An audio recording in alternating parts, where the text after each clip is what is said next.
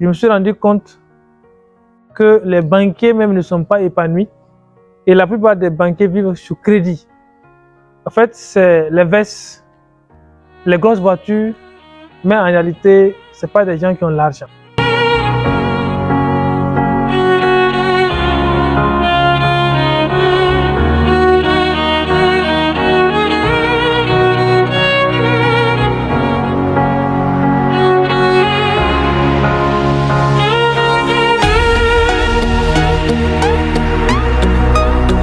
Pourquoi nous ne sommes pas riches?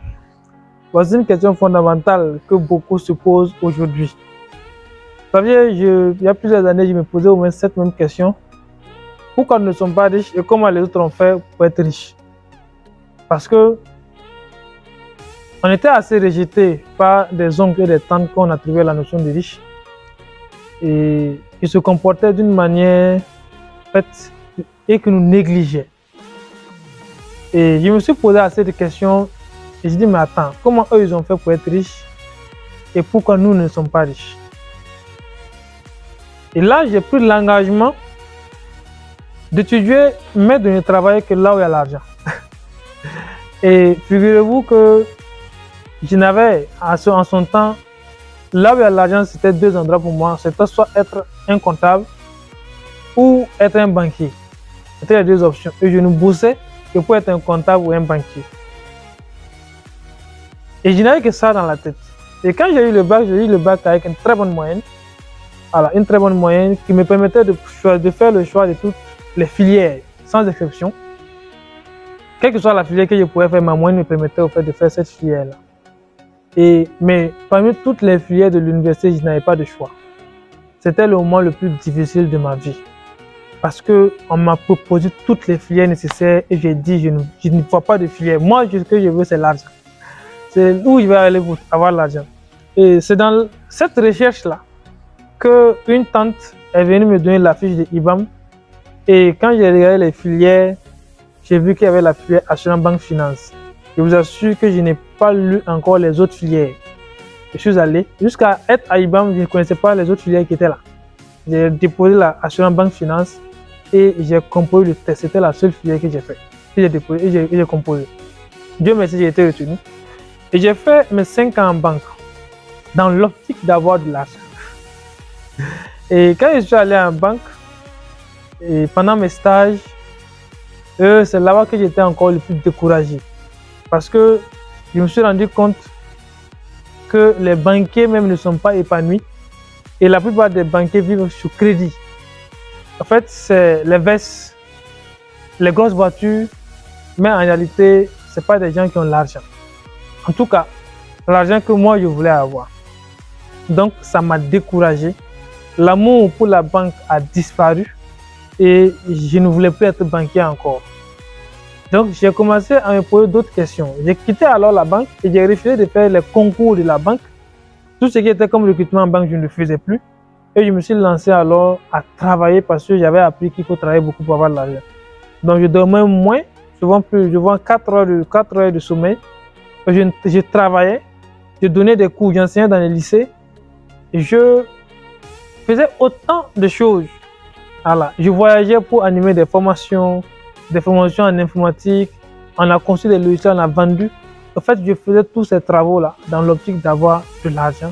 Mais malheureusement, le résultat était encore négatif parce que je n'avais pas d'argent.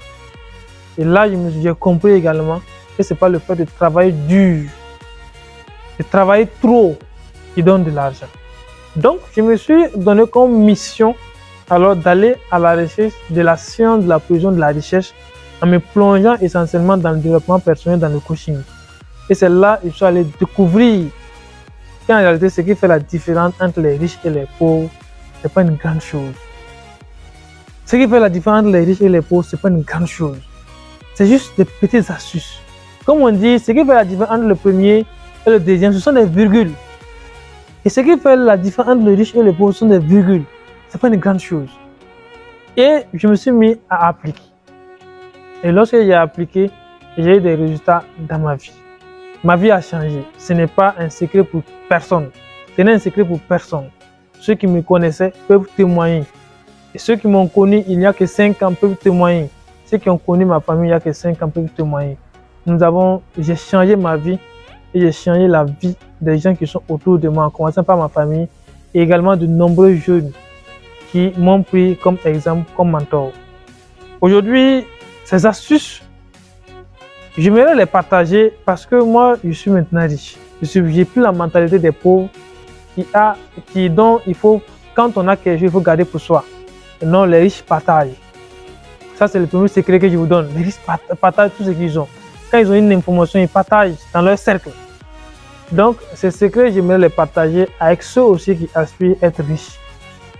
Pour dire que ce n'est pas une question de filière, ce n'est pas une question d'emploi, ce n'est pas une question de secteur, ce n'est pas une question de travailler sans dormir, ce n'est pas une question de bousser. Non, c'est une question de dimension d'esprit. Et dès lors que vous avez la dimension d'esprit, c'est la nature qui vous pousse à aller vers où il y a les opportunités de la richesse. C'est la nature qui vous pousse pour aller où vous pouvez avoir de quoi obtenir de l'argent, la richesse. Parce qu'il y a l'argent, c'est vrai, il y a beaucoup qui ont de l'argent qui ne sont pas épanouis. Mais moi, dans mon enseignement, je n'enseigne pas uniquement pour avoir moi, j'enseigne plutôt la richesse parce que si vous avez la richesse, vous avez aussi l'argent. Donc, ces secrets, je les donnerai à la date du 3 juin 2023 au CBC de 8h à 14h. Si vous êtes comme moi, vous posez assez de questions, dites-vous que la réponse à ces questions, par rapport à la richesse en tout cas, la réponse à ces questions sont là, disponibles. Voilà. Il suffit tout simplement de faire le déplacement et je vous assure que vous allez aussi un jour vous asseoir devant une caméra, faire les mêmes témoignages que je suis en train de faire. Moi, je suis allé à la recherche. Et si vous aussi, vous venez écouter, ce n'est pas au fait des choses extraordinaires. Je suis allé aussi écouter. C'est pourquoi on dit de venir écouter. Je suis allé aussi écouter. Et ce qu'ils ont dit, c'était aussi très simple. Mais quand je l'ai appliqué, c'était aussi merveilleux. Voilà. Donc, je vous invite à la date du 3 juin plutôt 2023 au CBC, de 8h à 14h. Et je vous assure qu'en moins de quelques années, vous allez faire des témoignages pour aussi apprendre à d'autres personnes afin que la souffrance que nous vivons, la souffrance que nous fait vivre, nous puissions ensemble en fait, diminuer cette souffrance-là et permettre à chacun de pouvoir vivre, de pouvoir goûter au fait à cette richesse qui est notre droit naturel parce que Dieu nous a tous créés riches, prospères. C'est seulement des manques d'informations, les milieux dans lesquels nous avons grandi qui ne nous ont pas donné ce qu'il nous faut pour pouvoir atteindre cette richesse. Merci à vous, c'est votre ami le coach Deme Issa, coach quantique et on se dit le 3 juin 2023 au CBC. Merci.